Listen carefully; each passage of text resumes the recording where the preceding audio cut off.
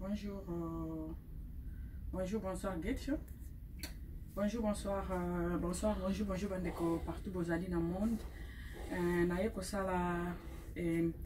Cette petite analyse concernant l'enterrement et le déterrement de notre frère DJ Arafat. Oh, vraiment, baiser Tikaïti. Depuis Akoufa qui va vidéo et salami, va analyse et salami. Na jour où il fallait qu'il va enterrer. Voilà, les jours on va nazoa qui bateau, donc on a un peu un voyage et on a qui était au sala vidéo week-end parce qu'il y a un qui bateau samedi à partir en Italie, Genoa et puis on était à Marseille hier et aujourd'hui les lots aux à Mallorca.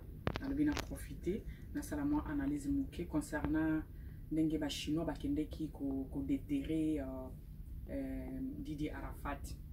On a fait ça point de vue. Là, on a une vidéo samedi na Boutou. Parce que on voyait bien bateau, hein, il y a bateau. Parfois, la connexion est qui marque. Donc, moi, il y a vraiment analyse de la quitté. Mais là, on a une vidéo, je vous tenais, na fait ça moi point de vue yangai. Ninga na mona ki makamwango. Le na mona ki ndenge ba chinois bake na cimetière ba longoli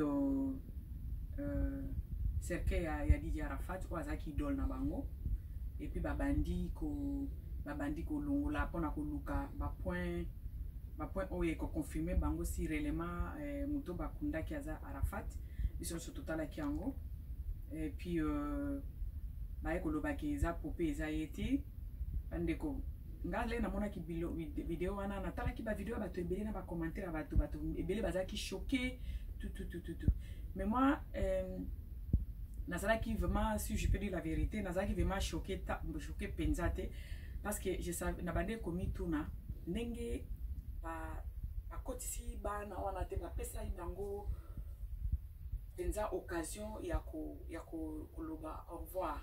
Ils n'ont pas donné l'occasion aux Chinois de dire au revoir à leur idole. Donc on s'attendait qu'il y ait là comment il fallait qu'il passe.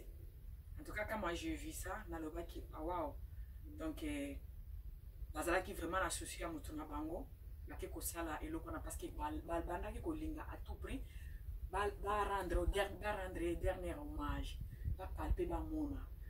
Moni et là, quand on bosse na mingi na gouvernement na biso africain yango wana parmi le gouvernement na biso donc ngana ko na lingi na loba place na ngana kende na kende doucement mais na lingi na blessé ba tuté moni bato ngana ko pesa pesa bato basala ki erreur donc erreur est montée et autre qui par rapport ya ministère et information et information il y a Abidjan. L'air Arafat a Koufaki, il fallait qu'il vraiment passe à la tout, base à la contact, passer à la wana information, gérer ma kambwango penza pieti. Il fallait qu'il banda passe à bango information parce que c'est en Afrique de tout ça kanarana qui fanatisme ezali tout le monde fan na moto.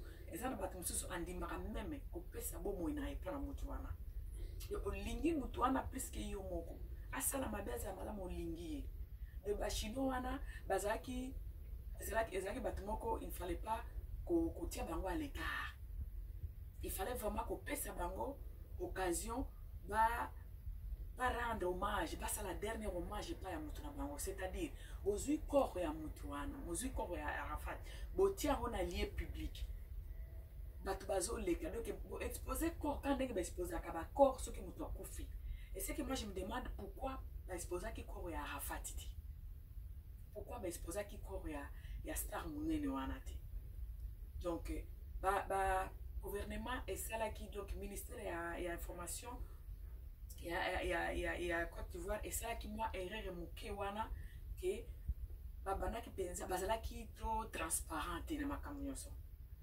Il fallait dès le début, parce que dès le début, depuis Arafat à Koufaki, ba rumeur ezalaki ebele, ba rumeur ezalaki ebele. Ba misusu balobi corps na ye ezali susu na Côte d'Ivoire te, ezali susu na Abidjan te, ba memi yango na mboka moko boye, o akufi te ba bombi ye, o bona boye papa moko kutu prophète moko kutu abimi alingi asekwisa ye gouverneur soki ministre aboyi. Donc ezalaki déjà ba rumeur oyo gouvernement to ministre ya information, il fallait qu'il éteindre. Il fallait éteindre ce rumeur. Il fallait basala tout ba expliquer par rapport à ba rumeur wana. On va éteindre yango. Le batika ki ba rumeur wana ezo gonfler. Résultat nango et ko s'exploser to moni mutu bosi bokundi na ba honneur nyos wana ba ke ko déterrer. Pourquoi? Parce qu'il n'y avait pas vraiment la communication.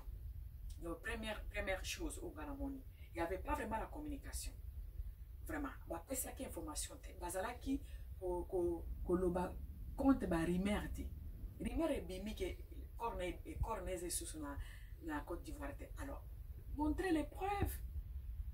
Ministre de l'information à l'équipe a expliqué parce que le gouvernement africain, problème le gouvernement africain c'est la nini va prendre à kabatu bazwa kabatu pesa bazwa ka population na bango vraiment au sérieux. Le basala ka o balingi or gouvernement est vivaka par rapport à la population, mais ceux qui besoin de la population sérieux et souka kanenge to moni et qui ko souka na makambo ya Didi Arafat. Donc le gouvernement ezalaki ejoaki na transparence te babandaki koloba eloko te au moment où c'est bango de basankaparaki d'accord babosanaki Arafat azana ba chinois. Alors il fallait à tout moment passer à information transparence ezala. Donc c'est ce qui a manqué d'abord dans le gouvernement et le gouvernement voilà ivoirien. Donc transparence ezala quitté parce que faire passer message te. Donc ils ont géré tout, va dépenser et ils ont tout géré, ils ont tout bloqué. Donc ils vont boucler tout, va gérer qui tout, va saler qui tout. Et dans le souka, il y a coupé sa explosion automoni bisognos. Premier point. Donc il y a un deuxième point. Nakoloba ezaka kana côté kaka ya gouvernement. Deuxième point ya gouvernement, ezali va considérer qui présent la chinois te. Batala qui va considérer que vraiment ba chinois, c'est-à-dire bazwa ki bango au sérieux. Mais baza ba fan na ye, donc il fallait luka sala ta moi basala moi délégation moko boya bateau penza ba yebi ko solana ba chinois wana et puis loba na langage na bango ya ba chinois loba na bango na langage ya bango ya ba chinois. Donc bazwa ki bango considérer ki penza bango, c'est comme si bazala ki rejeté. C'est comme si personne ne s'occupait d'eux. Or, il fallait qu'ils s'occuper de chinois. Il fallait qu'ils délégation ministre solo lina bango. Et puis, vous exposez corps. Vous tirez corps, corps, ministre exposer corps, mais pourquoi il y a des Arafat vous exposer qui a monté place publique, tout batala. Vous s'encaparez, vous bouclez tout, vous gérez tout. Alors, vous pouvez si bango importance. Donc, vous pouvez si bango importance. Vous pouvez si bango importance. Donc, et ça lit que, comme il a un niveau à exploser, ça lui va s'arrêter. Parce que fanatisme, blague à kanangote. Et parmi ces Chinois, il faut pas y aller parmi ces Chinois, et ça, bango ne se dit pas qu'il n'y a pas de l'écorte, qui va comprendre de façon à venir de faire les choses. Parmi ces Chinois, et ça, les Chinois, oyo, parce que mini bazabana oya bala pas sur total ba vidéo à Didi Arafat, il parlait de ça. Que les Chinois, la majorité ce sont des enfants de la rue. Oya ramasakanari, atinga bango ba classe, à ça la banini, attend que ça bango aller ça bango. Donc bazama niveau peut-être la compréhension na bato oyo ba kendara ba collège. Donc il fallait les considérer puis ko loba na bango na ndenge na bango na ba langage na bango na chinois. Ndenge Didi Arafat abande ko loba na bango. Bateau batambola kana benga onen sécurité ya Didi Arafat ba yebi ndenge bateau wana ba fonctionnaka. Il fallait faire une délégation ya bateau ba chinois. Donc bon négligeant qui yango. Donc bango bazomo on dirait mutra bango kufite au sali bango ka ba manœuvre moko boy parce que tout n'était pas clair, tout n'était pas Et puis, vous n'avez pas réussi à éteindre le rumeur. Donc, ba rumeur, bango bazaki nango na mitu na bango wana. Tiboke kokunda baza nango. Mutu moko te alekaki po atelemela ba rumeur wana. Donc, vous considérez que vraiment les Chinois. Et ça, deuxième point. Communication, premier point. Transparence dans la communication. Deuxième point, ils allaient prendre les fans et Didier Arafat au sérieux. Donc, le gouvernement ivoirien n'a pas pris ces gens, n'a pas pris le Chinois au sérieux. Il fallait qu'on prenne au sérieux, qu'on tire dans la préparation. Il y a préparation et enterrement. Il fallait que les Chinois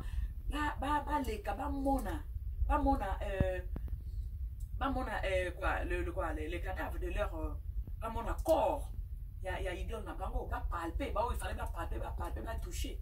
Donc vous avez accaparé de tout ça là. Le bamona qui corra mutra bango te besoin qui bango sérieuté. Oh bobo ça n'est que parmi les Chinois, il y a les gens qui n'ont pas été à l'école. Ils ont l'autre façon de voir les choses. Et puis baza masse, basé belé, la masse, la réaction est débordara toujours. Et puis troisième chose, les alliés au président Nazali ko déplorer na kati ya profané nenge ba profané et tombe ya DJ Arafat ezali il ko ngana za ko déplorer za que gouvernement et bossani eza erreur gouvernement. Les trois choses. Troisième chose, gouvernement et bossani que même sur la dissertation, introduction ezalaka, développement et conclusion. Oh, bango basala qui pour inviter ba Kofi Olomide ba Fali pour pas tout le monde qui va te belé ba qui va prendre quelqu'un au Congo ba te ba utaki ba musicien ba utaki ya monde entier pour ba ya kolela mutu wana wana ezala qui développement et donc ba dépense au bosala qui tout ça mais bobo sana qui introduction ezala qui nini et banda que déjà na ba rumeur qui est à profiter qui est beau déplacer qu'on a c'est là où il fallait beau travailler. Donc, introduction, la conclusion, au doigt que vous déterrez pour vérifier ce qui est aillé. Mais là, qui s'est développé, développement, la bino, est là qui bien été. Mais monsieur, que tout ça, dissertation, tu as dit que introduction, et la conclusion, est là très important. Donc, bah, rimer, auto yoka qui n'a l'air à koufaki, na, bah, qu'on déterré pour vérifier si réellement, ils ont besoin de tatouage, besoin de et là, qui c'est que, au travail qui développement bien été. Parce que, introduction na conclusion mais et puis ça valeur ya eloko ya thèse au mutaza ko présenter donc place wana en tout cas gouvernement et travail qui bien été parce que il fallait qu'il exposer corps ya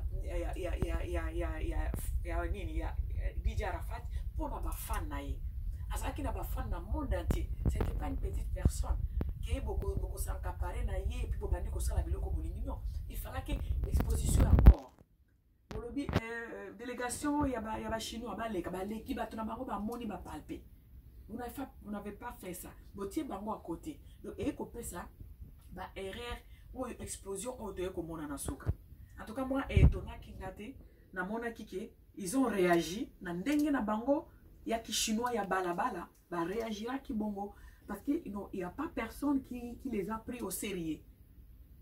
Donc, le gouvernement africain, et c'est quand la Côte d'Ivoire, le gouvernement africain, il faut que ceux qui basent quelque part en tant que ministre, en tant que, c'est pas gouverneur, en tant que président, et par rapport à la population. La population, vous êtes à Kabangouana.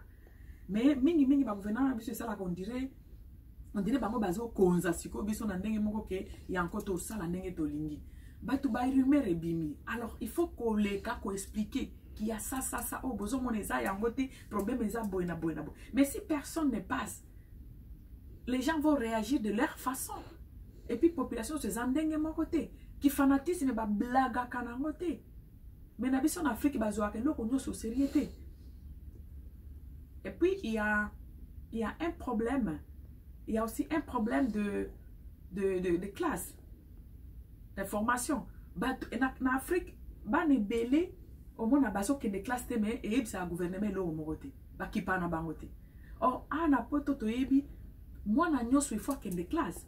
Mais en Afrique au moins bango bazana ba château bazana ba boy. Mais au moins bana wana ba kenda classe te bomoni bana wana ya balabala wana eza bombe à retardement pour nos pays eza pas bombe à retardement parce que baza ba analphabète ils ont leur façon de voir les choses ceux qui bozotina bango na classe te bakobanda ko réagir na ndenge na bango oyo bapesi yo eza kaka bapesi bino balakisi bino ke il y a quelque chose donc baza na ba malaise elakisi ke façon na bango de voir des choses eza ndenge moko te na bato oyo batangaka pourquoi ba gouvernement na biso etinaka bana oyo baza na ba parents te na ba classe te na comprendre yango te bazwa bango ata en charge batangisa bango ba classe momona batikeli bana wana ya balabala ka boye classe te nini te ba réaction na bango ya moto moni la lobby te ke bango nyonso nde batanga te mais il y a certaines presque la majorité ba chinois ebele bakende ba classe te et puis bazaka ba chinois na bazaka ba chinois ya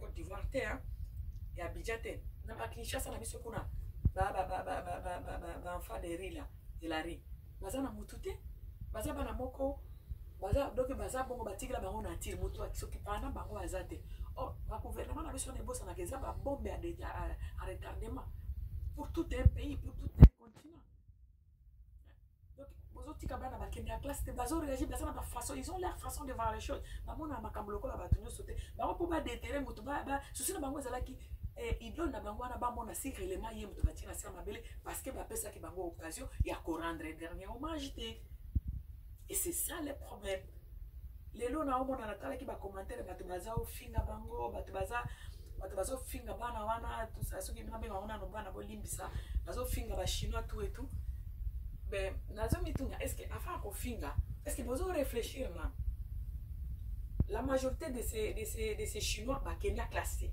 ils ont leur façon de voir les choses d'aider bazwaki mutu ya koencadre bango te na période oyo ndeko na oyo idole na bango akofaki parce que fanatisme bablagaka nango te bazwaki mutu ya koencadre bango te bazwaki mutu kopesa bango information te donc le gouvernement ivoirien a mis les chinois à l'écart ya makambo nyonso alors lere batie na bakundi ye bango balingaki sikoyo po bazaki na mutu ya kovange bango te ils étaient obligés d'aller se venger bakende koluka à la source bakende kotala si réellement mutu batie na se mabele aza idole na bango donc moi je ne donne pas la faute aux chinois bon, l'acte peut-être l'acte va poser eza mabe mais soki tolandeli parce que tolobaka soki ozoyoka mutu pasi ezalaka mutu nde ezoyoka pasi te peut-être oza na eloko moko na nzoto oyo eza malade et que réaction sikoyo ebimi na kati ya mutu komoyoka mutu pasi parce que batretaka nini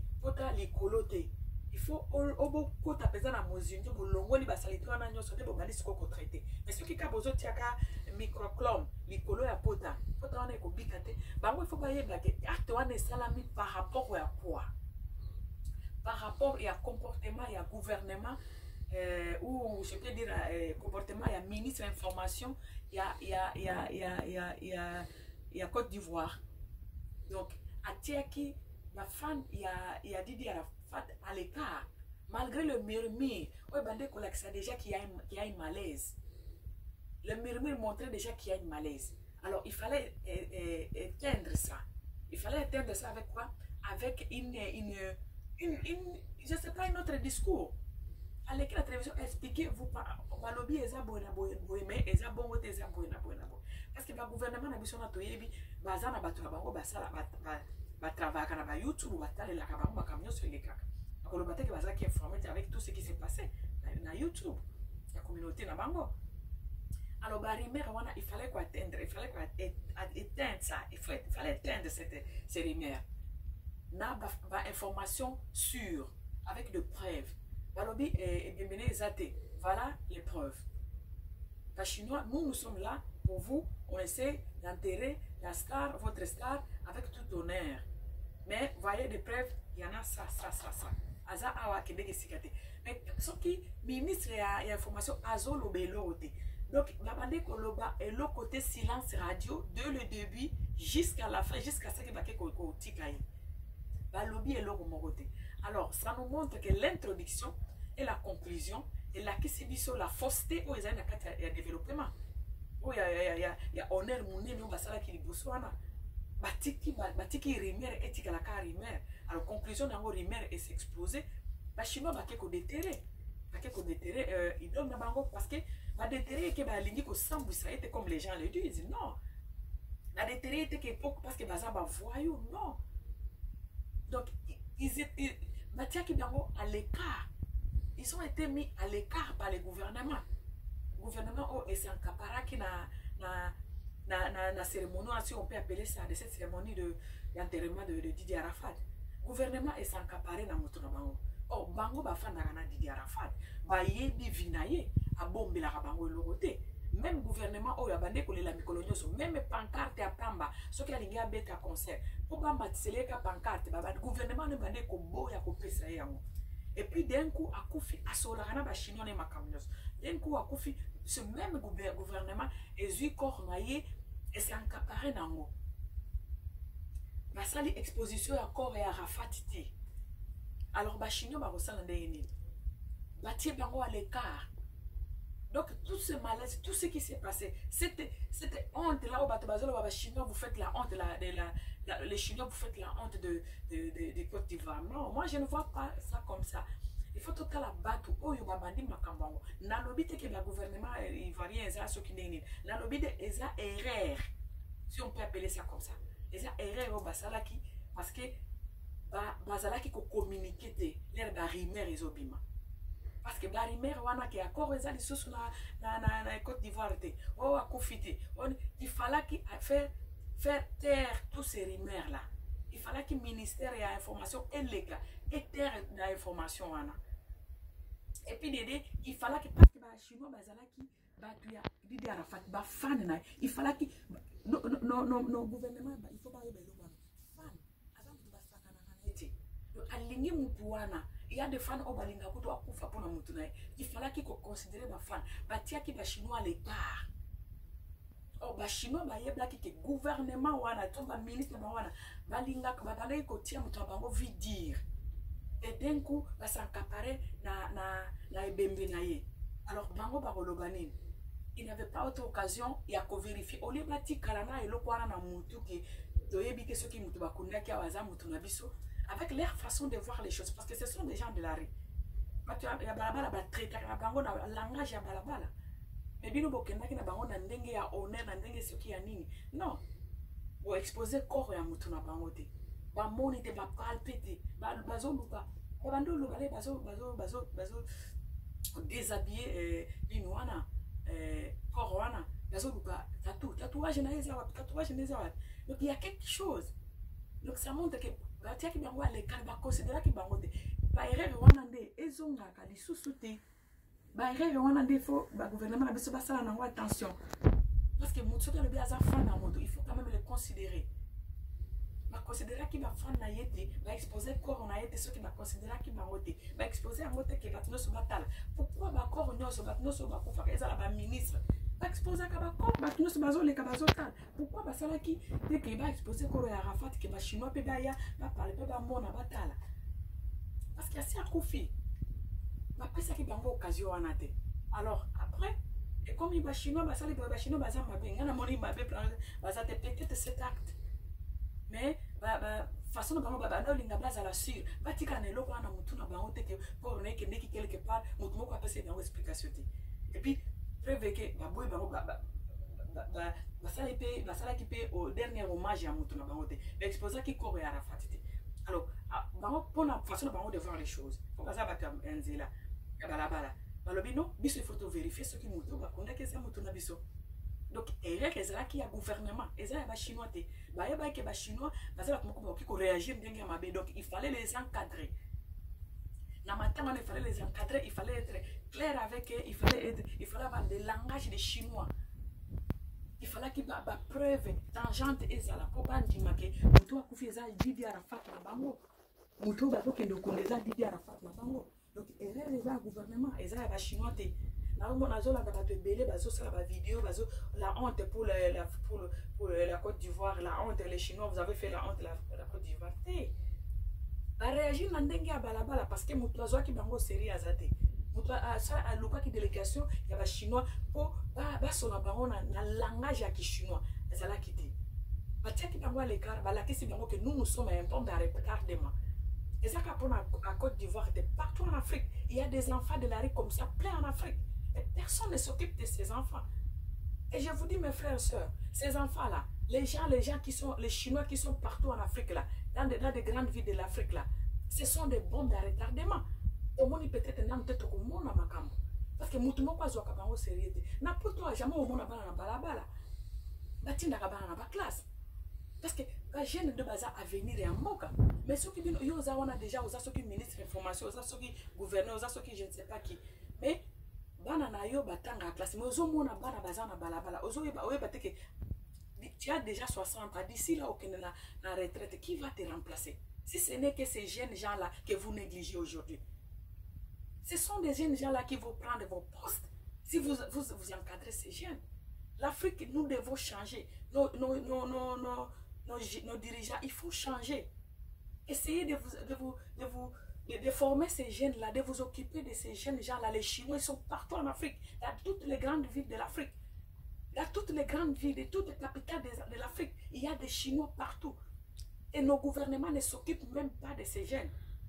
Et c'est quoi le Salemi est commis la honte à Côte d'Ivoire? Non, ce n'est pas la honte à Côte d'Ivoire. Ce n'est pas la honte aux Chinois, pardon. C'est la honte à nos dirigeants. La honte aux dirigeants de l'Afrique. La honte aux dirigeants de Côte d'Ivoire. Ils n'ont pas voulu associer ces jeunes gens-là. Parce qu'ils donnent à Bango en considération. Vous êtes accaparé de la mort d'un idole des Chinois. Alors il fallait parler avec les Chinois au langage des Chinois.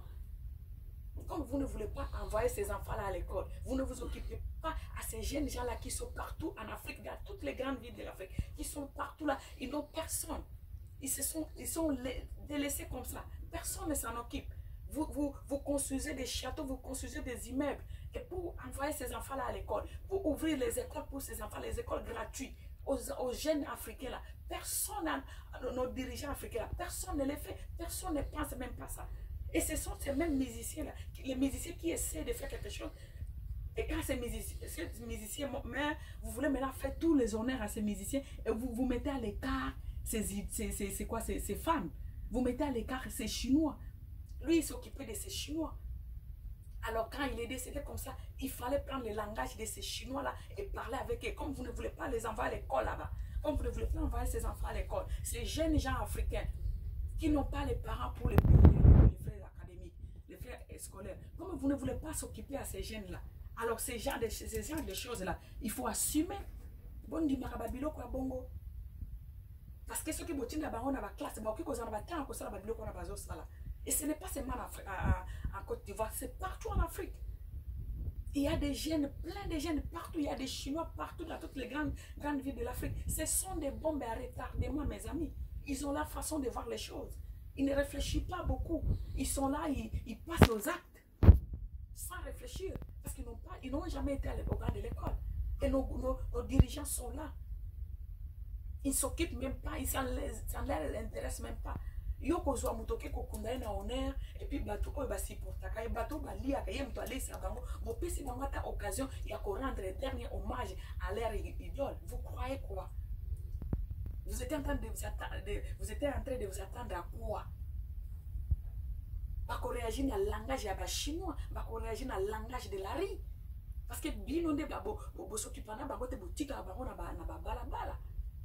Pas qu'on réagisse avec ce même langage de la rue. On va réagir ndengeni. Bazaba chinois, les enfants de la rue, bah qu'on réagit ndenge ya balabala parce que bino botia ki bangwa leka. Bo se considérer ki bango te botia ki bangwa leka. C'est qu'on va prouver le monde entier. Maintenant, c'est le monde entier qui sait que bah chinois bazalaka, bah chinois donc les enfants de la rue moko boy bazalaka, bah kene ko kundula idole na bango. Vous avez fait des dépenses, bien sûr. Mais les dépenses, avant de faire des dépenses, il fallait tout préparer. Il fallait encadrer, faire sa information. Personne n'était pas informé. Le gouvernement, à ce que je sache, le ministre il y a information à l'écart pour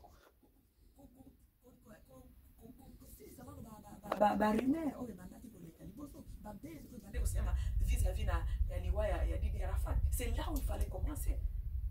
Et puis il y a une autre chose, et moi je me demande, mutu aza star munene ndenge wana na ba honneur nyonso bokundaki ye wana bokeka bobwaki ye bokei même pas 2-3 personnes militaires oyo bakobanda kotrive place wana même pour une semaine personne ne s'occupait de ça. Donc bokeka bokundi ye bokei bachinois baye kobimisa ye donc eza mpe faute ya gouvernement. Donc la tombe profanée à Didi Arafat, c'est une erreur du gouvernement. Ce n'est pas les Chinois, hein. C'est une erreur du gouvernement parce que bazouaki ba Chinois, ba fan Arafat en général, bazouaki bango sérieux, batiaki bango à l'écart comme d'habitude en Afrique. Donc la population n'a rien à dire, c'est les gouverneurs, les gouvernements, c'est les dirigeants qui s'occupent de tout, qui font tout, ils demandent rien à personne. Mais les bazou n'ont pas voté pour les votes, ils viennent maintenant chercher les gens. Mais quand ils sont au pouvoir, là, le peuple ne les intéresse même plus. Il fallait il fallait travailler d'abord la rumeur. Et l'explosion, ce qu'on voit maintenant là, c'est les alliés, rumeur gonflé, et c'est explosé maintenant. Et les Chinois, ils déterré Moutrabango. Donc, bon, les gens qui condamnent les Chinois, en tout cas pour moi, je ne trouve pas ça comme ça. Je vois ça autrement. Je vois que les erreurs du gouvernement, c'est le gouvernement ivoirien qui a fait une erreur de ne pas communiquer. Merci beaucoup, mes amis. C'est ce que j'avais à dire là-haut et les kaki. Merci beaucoup. Bye.